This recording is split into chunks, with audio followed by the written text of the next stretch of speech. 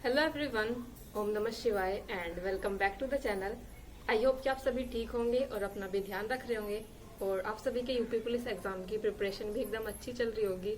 और आज मैं आप सभी के कुछ क्वेश्चंस का आंसर कर देती हूँ क्योंकि बहुत टाइम काफी लोग पूछ रहे हैं कि दीदी एग्जाम कब तक हो सकता है। देखो, अभी तक तो कुछ पता नहीं था कि एग्जाम कब होगा, लेकिन अब इतना तो है कि अगस्त के तो बाद में ही एग्जाम होगा, तो सितंबर या फिर अक्टूबर में ही एग्जाम हो सकता है। अगस्त में तो बिल्कुल पॉसिबिलिटी नहीं है एग्जाम होने की, तो अच्छा खासा भी हमारे पास टाइम है। और जैसे कि हम अलग अलग सब्जेक्ट अलग अलग कोर्सेज भी कर रहे होते हैं, जैसे ऐसा तो नहीं है कि आप सिर्फ यूपी पुलिस एग्जाम की तैयारी कर रहे हो या फिर सिर्फ यूपी पुलिस के लिए ही एकदम फ्रीली पढ़ रहे हो। ऐसा होता है कि कुछ बच्चे ग्रेजुएशन में होंगे, कुछ पोस्ट ग्रेजुएशन कर रहे होंगे, कुछ बीएड बीटीसी कर रहे होंगे मेरी तरह, तो उनके भी एग्जाम आने वाले होंगे। तो ऑफकोर्स तो इसलिए दोनों चीजें क्लैश हो सकती हैं कहीं भी। तो जहां तक अब लगता है मुझे कि शायद अब ऐसा ना हो, क्योंकि जो यूपी पुलिस का एग्जाम है ये अगस्त में तो बिल्कुल ही नहीं होने वाला। अगस्त के तो बाद ही होएगा ये, आई थिंक सितंबर या फिर अक्टूबर में जरूर हो सकता है। और बाकी अगर मैं बात करूँ, जो टीचर्स हैं जिनको मैं फॉलो करती हूँ, तो उन्होंने भी यही कुछ बताया कि इसके आसपास ही हो सकता है, अगस्त में तो बिल्कुल भी नहीं होगा। तो अभी सबसे पहले तो मैंने अंकित भाटी सर की वो वीडियो देखी थी जिसमें सर ने बताया कि एग्जाम कब तक हो सकता है। तो कहीं ना कहीं मुझे ऐसा लगा कि चलो ठीक है, एटलीस्ट ये तो रहेगा ना कि बीटीसी या बीएड वगैरह के एग्जाम या फिर किसी दूसरे एग्जाम के साथ डेट जो है, इसके एग्जाम की डेट क्लैश नहीं होनी चाहिए, क्योंकि फिर प्रॉब्लम होती है पढ़ाई करने में। तो ये थोड़ा ठीक रहेगा कि अगर इसके बाद एग्जाम होगा। और अगर मैं बात करूं, जैसे सर ने बताया, सर का भी अभी बैच आने वाला है खाकी 3.0। तो पहले मैं ये बता दूं, कोई प्रमोशन नहीं है किसी का भी। देखो, अगर मैं बैच ले रही हूँ, मुझे कोई बैच अच्छा लग रहा है, मुझे कोई टीचर अच्छे लग रहे हैं, मैं आप सभी को सिर्फ वो चीजें बता देती हूँ, तो फिर इसको प्रमोशन मत समझना, वो मुझसे क्यों ही करवाएंगे अपना प्रमोशन। तो ये बात है। मैं सिर्फ किसी मैं तो जो भी टीचर से पढ़ रही हूँ, तो मैं आपको डेफिनेटली वो चीजें बता देती हूँ। अगर मैंने जैसे काफी सारे टीचर से पढ़ा है, जैसे मैंने मैथ अलग अलग टीचर से पढ़ा है, मैंने आदित्य रंजन सर से भी पढ़ा है, विवेक सर से मैं हिंदी पढ़ लेती हूँ, और मैं एग्जाम्पल को भी फॉलो कर लेती हूँ और आरडब्ल्यू को भी। तो इसमें ऐसा नहीं है कि मैंने कहीं से भी कोई भी किसी का भी प्रमोशन नहीं है। ये जो जहां से मैं पढ़ रही हूँ वो सभी चीजें मैं आप सभी को बता देती हूँ। तो अगर मैं बात करूँ, जैसे अंकित भाटी सर ने भी बोला है कि उनका एक बैच आने वाला है, जो खाकी 3.0 जो बैच होगा, वो वाला बैच मैं लेने वाली हूँ। तो मुझे लगता है आप में से काफी सारे लोगों के पास ना वो वाला बैच होगा, जो इससे पहले जो खाकी के बैच आए होंगे। खाकी बैच मुझे तो नाम भी नहीं पता एक्चुअली में, क्योंकि मैंने ये बैच ना लिए नहीं थे, तो इसलिए मुझे कुछ नहीं पता इन बैच के बारे में। तो जैसे आप में से काफी सारे लोग बोल रहे हो कि दीदी आप क्यों ले रहे हो, आपने पहले लिया होगा, पहले पढ़ाई की होगी, अब दोबारा पैसे क्यों डाल रहे हो। तो देखो, एक तो जिन बच्चों ने पहले ले रखा है ये बैच और वो अब लेंगे, तो उनको शायद फ्री है ये बैच, फ्री ऑफ कॉस्ट है, आपको कोई पैसे वैसे नहीं देने। तो लेकिन मैं तो पहली बार लूंगी ना ये वाला बैच, मैंने इससे पहले कोई बैच नहीं लिया। आरडब्ल्यू पर अगर मैं बात करूं, मैंने कोई भी बैच नहीं लिया है। अभी मैंने आई थिंक जनवरी के आसपास यहाँ से पढ़ना स्टार्ट किया था, और मैंने यहाँ से पढ़ा कुछ नहीं है, मैं सिर्फ मॉक टेस्ट ही करती हूँ अभी आरडब्ल्यू पर। जो मैं ये यूपी पुलिस का 3.0 जो बैच लेने वाली हूँ, आई थिंक ये मेरा पहला ही बैच होगा, तो मैं इसलिए ले रही हूँ। एक तो कहीं ना कहीं कंसिस्टेंसी बन जाती है आपकी, जब आप किसी चीज को एक ऐसी जगह से पढ़ते हो, जहाँ पर रेगुलर पढ़ाई हो रही है। एक तो वो पढ़ाई होती है जहाँ पर आप बैठे हो, एक तो मेरे पास कोई लाइब्रेरी तो नहीं है, मैं घर पर ही रहकर अपनी पढ़ाई करती हूँ। और कहीं ना कहीं टाइम की प्रॉब्लम हो जाती है, घर पर और भी काम होते हैं, कभी कोई कुछ काम बता देता है, कभी कोई कुछ काम बता देता है। तो एक तो थोड़ा सा जब हमारे पास कोई बैच होता है ना, जब उसमें हम पैसे डालकर कुछ अपने पैसे खर्च करके कोई बैच लेते हैं, तो हमें ये रहता है कि हमें पढ़ाई करनी है। जैसे हम ऐसे बातें करते हैं, हम जैसे अभी हम मान लेते हैं, कुछ बच्चे ना ऐसे करते हैं जैसे कि रेगुलर पढ़ाई कर रहे हैं, और कुछ एकदम घर से ही पढ़ाई करते हैं। तो ऑफकोर्स जो बच्चे रेगुलर जाते हैं ना, तो उनकी पढ़ाई बेहतर हो पाती है, क्योंकि वो टीचर से अच्छे से पढ़ पाते हैं।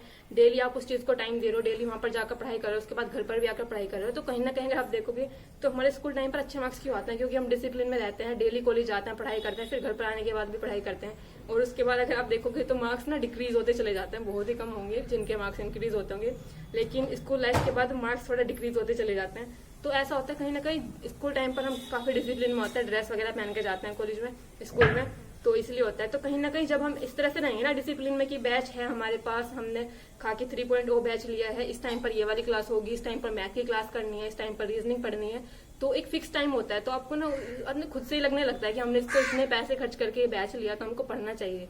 तो इसलिए मैं ले रही हूँ, अच्छे से रिविजन भी हो जाएगा जितनी भी चीजें मैंने पढ़ी हैं, बाकी जो नहीं पढ़ा होगा वो भी कवर हो जाएगा। देखो, सबसे बड़ी बात तो मैं ये बताती हूँ, क्योंकि अभी फिलहाल मेरे पास ज्यादातर या तो मेरे पास बुक्स होती हैं या फिर मैं ऑनलाइन पढ़ाई कर रही होती हूँ, जैसे यूट्यूब से। तो कभी कभी ऐसा होता है, जैसे मुझे कुछ टॉपिक पढ़ना है, जैसे मान लेते हैं मुझे डिमोनेटाइजेशन पढ़ना है, तो ज्यादातर तो या तो किसी बुक्स में नहीं होता है, या फिर मुझे वो टॉपिक ना अलग से सर्च करके यूट्यूब पर पढ़ना पड़ता है अलग से बार बार। तो ये चीज ना थोड़ी प्रॉब्लम करती है। जैसे आपको मान लेते हैं आपको जीएसई पढ़नी है, आपको बार बार हर एक टॉपिक के लिए सर्च करना पड़ेगा कि मतलब जो भी आपको पढ़ना है हर एक चीज के लिए, जितने भी मेन से टॉपिक होते हैं, जैसे साइबर पुलिसिंग हो गया, मेंटल एप्टीट्यूड के लिए कुछ अलग से, तो हर एक चीज के लिए आपको बार बार सर्च करना पड़ता है यूट्यूब पर कि ये वाली मतलब ये कौन अच्छा पढ़ा रहा है, ये कौन वो पढ़ा रहा है। तो हर एक सब्जेक्ट को अलग अलग पढ़ना पड़ता है। तो इसलिए बैच जब हम लेते हैं तो हमें ये टेंशन नहीं रहती है कि हमें कहाँ से ये वाली चीज कहाँ से पढ़ेंगे, इसको कहाँ से सर्च करेंगे, ये मिलेगा नहीं मिलेगा। तो जरूरी नहीं होता कि सभी टॉपिक सभी टीचर्स ने पढ़ा रखे हों। तो बैच मिलने से ये फायदा होता है आपको कि आप मतलब एकदम रेगुलरली पढ़ाई के उसमें आ जाते हो, फॉर्म में आ जाते हो, मतलब पूरा पढ़ाई करने के। इसलिए मैं तो लेने वाली हूँ। और दूसरी बात ये है कि देखो मैंने किसी को भी फोर्स नहीं किया है ये बैच लेने के लिए, आपकी मर्जी, आप लेना चाहते हो तो ले लो, और अगर आपको ये बैच नहीं लेना है तो मत लो प्लीज। ऐसा कुछ भी नहीं है कि मैंने किसी से बोला है, मैंने तो सिर्फ आपसे ये पूछा था कि मतलब कौन कौन बैच लेने वाला है। जिन्होंने पहले बैच नहीं लिया है तो, और अगर वो अच्छे से तैयारी करना चाहते हैं, थोड़ा रिवीजन वगैरह हो जाएगा, तो वो बैच ले सकते हैं। बाकी फिर से बोल रही हूँ मैं कि देखो आपकी मर्जी है, ये आपको लेना है नहीं लेना, ये तो मैं किसी को भी नहीं बोल रही हूँ कि मेरी वजह से लो या नहीं लो। बस मैंने तो आप सभी को बता दिया था कि मैं लेने वाली हूँ, क्योंकि मैंने इससे खाकी का कोई भी बैच नहीं लिया। जितनी भी पढ़ाई की है वो सिर्फ यूट्यूब पर जो RW पर पढ़ाई होती है वहां से की है। कॉन्सेप्ट वाली चीजें आजकल कम कराने हैं, वो सिर्फ प्रैक्टिस सेट चल रहा है। इसलिए मैं नॉर्मली जो कॉन्सेप्ट से चीजें पढ़ना चाह रही थी, इसलिए ये बैच, मैं ये वाला बैच लेने वाली हूँ। ऑफकोर्स मुझे नहीं पता कि क्या कॉस्ट होगा, आई होप ज्यादा ना हो। और बाकी जैसे कि कुछ लोग बोल रहे थे कि दीदी हम आपको आईडी और पासवर्ड बता देते हैं, आपको फ्री में मिल जाएगा। तो देखो प्लीज ऐसा मत करो, मैं ये बैच ले सकती हूँ, but thank you so much इतना समझने के लिए। बट कोई बात नहीं, मैं ये बैच ले लूंगी। देखो ऐसा मैं किसी से भी बैच नहीं ले सकती हूँ, मैं मतलब पैसे लेकर अपने आप ले लूंगी, ऐसी कोई प्रॉब्लम नहीं है। और but thank you so much, मतलब आप सभी ने इतना सारा सोचा, क्योंकि काफी सारे लोगों के कमेंट आए थे, तो इसके लिए thank you so much. But मैं अपना बैच ले लूंगी, मुझे ये बैच से पढ़ना है, अच्छे से पढ़ना है, तो मैं ये वाला बैच ले लूंगी। और मुझे एक क्वेश्चन, और मेरे पास एक क्वेश्चन आया था कि दीदी BTC के लिए कितनी फीस जाती है और एडमिशन वगैरह का क्या प्रोसेस है। तो देखो अगर मैं एडमिशन की बात करूं तो मेरा ऐसा कुछ इरादा ही नहीं था स्टार्टिंग में तो BTC करने का। बट पापा जी ने बोला कि एक ईयर या 2 ईयर मतलब ऐसे ही वेस्ट हो जाएंगे। यूपी पुलिस की तो तैयारी कर रहे हो, लेकिन इसके साथ साथ अगर हो सके तो मतलब BTC में एडमिशन मेरा पापा जी ने कराया। मैंने तो वैसे मना ही किया था, क्योंकि मैंने B.Ed किया हुआ है, तो मुझे लगा था BTC करके क्या ही होगा, तो इसलिए मैंने मना किया था। लेकिन बिल्कुल जब ऐसा होता है ना कि मैंने स्टार्टिंग में जो आपको वो कराना होता है ना, ऑनलाइन फॉर्म फिल किया जाता है BTC में एडमिशन लेने के लिए, वो फॉर्म फिल नहीं किया था मैंने। इस वजह से मेरा जो एडमिशन हुआ है ना वो डायरेक्ट बेस पर हुआ है। मतलब मैंने कोई एग्जाम नहीं दिया था, या फिर मैं कहूँ एग्जाम तो शायद होता भी नहीं है इसके लिए, कोई एंट्रेंस एग्जाम नहीं होता आई थिंक, मुझे ध्यान नहीं है, क्योंकि मैंने तो कोई फॉर्म वगैरह फिल नहीं किया था इस तरह का जो ऑनलाइन फॉर्म फिल होते हैं BTC में एडमिशन लेने के लिए। मैंने डायरेक्ट कॉलेज में जाकर बोला था कि मुझे एडमिशन लेना, और ऐसे ऐसे करके मतलब हो गया था ये सभी प्रोसेस। लेकिन फीस थोड़ी महंगी होती है, मैंने काफी सारे कॉलेजों में पूछा था, बहुत महंगी फीस बताई हुई थी। आपको एक्चुअली मतलब बिलीव नहीं होगा, 80,000 तक फीस बताई हुई थी, 80 और 90,000 तक। आप देख सकते हो BTC की फीस है ये। और अगर मैं बात करूं, अगर B.Ed की बात करूं, B.Ed में भी इतनी ही बताई। एक कॉलेज मिल गया था जहाँ पर थोड़ी और कॉलेज के मुकाबले थोड़ी कम फीस थी, जहाँ पर मेरा 50,000 के आसपास तक हो गया था। तो ये दोनों सालों की फीस है। और अगर मैं बात करूँ स्कॉलरशिप की, तो स्कॉलरशिप नहीं आएगी, क्योंकि उन्होंने बोला था कि फॉर्म ही नहीं फिल होगा जनरल वालों का, तो नॉर्मल वालों की आ जाती होगी। मतलब जनरल वालों का तो उन्होंने मना किया था टीचर्स ने कि फॉर्म ही फिल नहीं होगा, क्योंकि वो कॉलेज थोड़ा अलग है, तो मतलब कुछ होता होगा, उन्होंने मना किया था, तो इस वजह से नहीं हो पाएगा वहाँ पर। बाकी एडमिशन का मैंने आप सभी को बताया जाए, क्योंकि काफी सारे लोग हैं जो एडमिशन लेना चाहते हैं, उनके कमेंट भी आए थे। तो एडमिशन का यही प्रोसेस होता है, आप जिस भी कॉलेज में एडमिशन लेना चाहते हैं ना, ये आपको वहीं पर जाकर पता करना पड़ेगा। और अच्छा होगा कि आप सिर्फ एक कॉलेज में ना जाएं, आप 4-5 कॉलेज चेक करना, मेरे हिसाब से तो ज्यादा ही कॉलेज चेक करना, जहाँ पर कम फीस हो और अच्छे से चीजें मैनेज हो सके, वहाँ पर आप अपना एडमिशन लेना। क्योंकि स्टार्टिंग में जहाँ भी आप जाओगे ना, कॉलेज वाले बहुत ज्यादा फीस बताएंगे, तो जहाँ पर आपको ठीक ठाक सी लगे फीस, वहाँ पर आप अपना एडमिशन ले लेना। बाकी सेमेस्टर वाइज एग्जाम होते हैं, मेरा भी ये फर्स्ट सेमेस्टर ही है, और अभी इंटर्नशिप स्टार्ट होएगी 30 मंथ तक। 30 मंथ बता रही हूँ, देखो 30 दिन तक की इंटर्नशिप होती है, और उसमें हमें पढ़ाने के लिए जाना होता है। मतलब हमें सभी चीजें सीखनी पड़ती हैं कि हम अगर क्लास में पढ़ा रहे हैं तो किस तरह से टाइम टेबल बनाएंगे, और बच्चे अपनी प्रॉब्लम्स लेकर आएंगे तो उनको कैसे सोल्व करेंगे, ये सब कुछ सिखाया जाता है इंटर्नशिप में हमें।